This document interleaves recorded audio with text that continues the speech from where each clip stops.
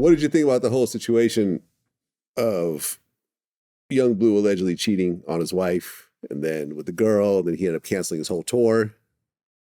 I just felt I prayed on it, Vlad. I ain't gonna lie, bro. I got to a point where I was like, man, I'm tired of hollering. My voice I'm getting sore. My throat getting sore, man. I say, God, man, for what they did to me, punish them and open their eyes. That was my prayer every time. Punish them and open their eyes for what they did to me, because they didn't have to do it, Vlad. I would have got more money out of guys. You know, I would have got more money. I'm a hunter. When I go in the room, I take over the room. I would have got more money. You know, they shorted them. That's how I look at it. You got shorted. Drake, you had a Drake record. I would have got, I would have brought Drake into me. I'd have had J Prince at the door. I'd have had old man at the door. But like, you know, I prayed, I say, man, I'm tired of hollering. I say, God, open his eyes and punish them for what they doing. And ever since then, he been going through it, bro. Like, you know. I think what happens, because me and academics talk about this a lot, is that,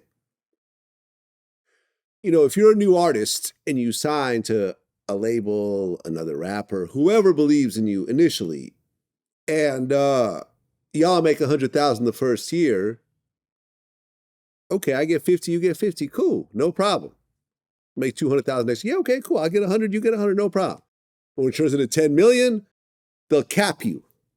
They'll say, well, you know, but you didn't really do that much. You know, I mean, come to think of it, all you really got me was a Vlad interview and a chain, and you know, I did everything else. I paid for my video, my studio time, and you wouldn't answer my phone calls. So even though the deal is this, I think if you got 500,000, I think that's fair, right? I think that's fair. But even though technically you owe whatever, 5 million, but they'll cap you at where they think, right. What they think is fair from their point of view, not what the contract says. Right. Because here's the thing about the record label business. No one ever talks about the money you invest in an artist that makes zero. Yeah.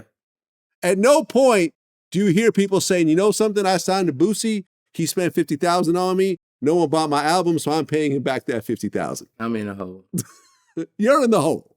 And unfortunately, this is the way that the industry runs, right? It has to run this way because when you put out new artists, if you're lucky, you'll have maybe a 10% hit rate. Yeah. You put out 10 artists, one will hit if you're lucky. Yeah.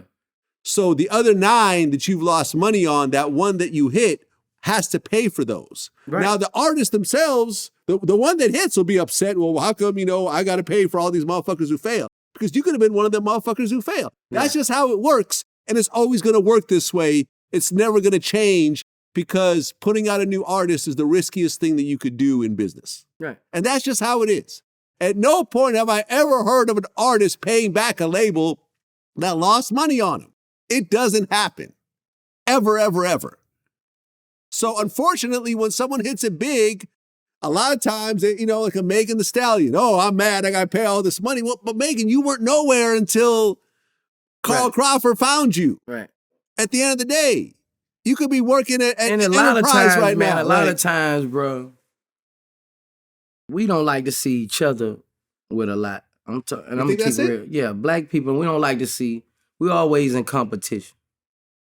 You know, some people would rather the Caucasian won't even say nothing to them about them putting them in debt, taking their money or stuff like that. But they would rather them with it than us. Really? Yeah. Okay. Yeah. They would rather them with it than us. And I always feel like that's a sad situation, man. I mean, 95% of these people watching this interview never heard of Bleu until me. I never heard of Bleu until you. You know, 95% of people watching this video never heard of him until me. You know, I was his spokesperson, not only his CEO.